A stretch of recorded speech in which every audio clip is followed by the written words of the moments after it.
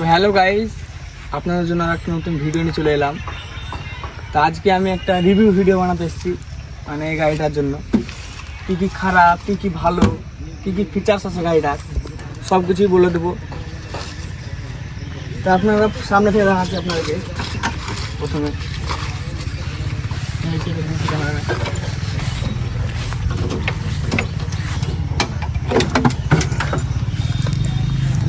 প্রথমে একটা আছে ছোট রেগুলেটর, এটা হচ্ছে আপনার ডিজেল ঠান্ডা করে, আর এটা বড়, এটা তো ইঞ্জিন ঠান্ডা করে।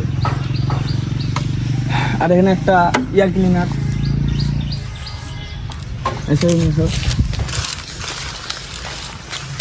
এইখানে কিন্তু কোনো পাওয়ার স্টিংয়ের জন্য অয়েল দেয়নি। এখানে আছে কুলিং, মানে একটা পিঙ্ক কালারের কুলিং আছে। ফোর হুইলের ফিচার্স নিয়ে কথা বলবো। এখানে ফোর হুইলের স্যাপের একটা কাভার আছে প্লাস্টিকের, এটা এখানটা ভেঙে গেছে, মানে এটা কমজোরি দিয়ে দিয়েছে। এটা লোহার হলে বেশি ভালো হতো। আর এইখানে তো সবই প্লাস্টিকের, ভেঙে যাচ্ছে, এই দেখেন সব ভেঙে যাচ্ছে আলে লেগে। আর এখানে একটা গ্যাস বাই করার জন্য দিয়েছে, এটা অটোমেটিক গ্যাস বের হয়। আগে সিঙ্গেল অ্যাক্টিং পাওয়ার স্টিং দিয়েছে, ডবল অ্যাক্টিং লাগতো, তাহলে স্টিংটা বেশি স্মুথ হতো।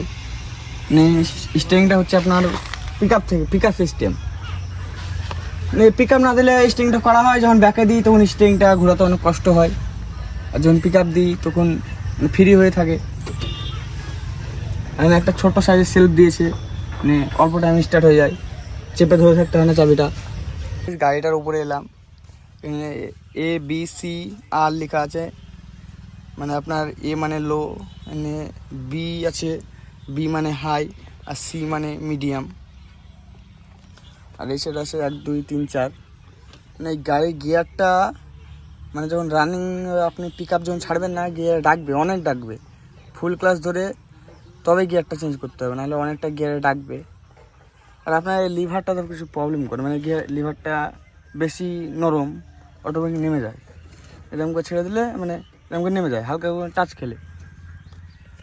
আর এইখানে আছে ফোর হুইলের, এইটা আছে PTO, মানে সামনে আছে 540E, আর পেছনে আছে 540।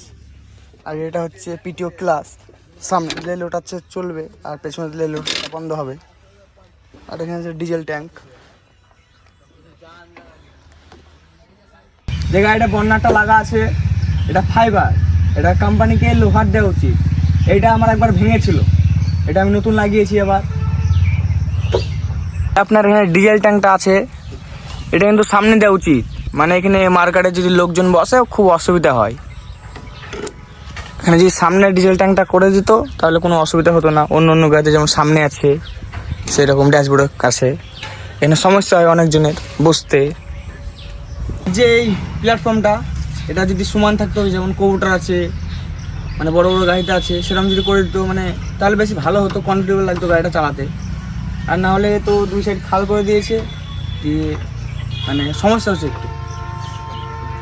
50 ডিতে একটা বড় সমস্যা আছে, যেমন পেছনে আপনার 16 না 28 টায়ারের সাইজ, আর সামনে হচ্ছে 8 3 24। এটা কিন্তু অনেক বড় সমস্যা, মানে চাকাটা অনেক মিহি, বুঝলেন। অন্য অন্য গাড়িতে মানে 9 5 24 থাকে, আর এই গাড়িটা তো অনেক মিহি।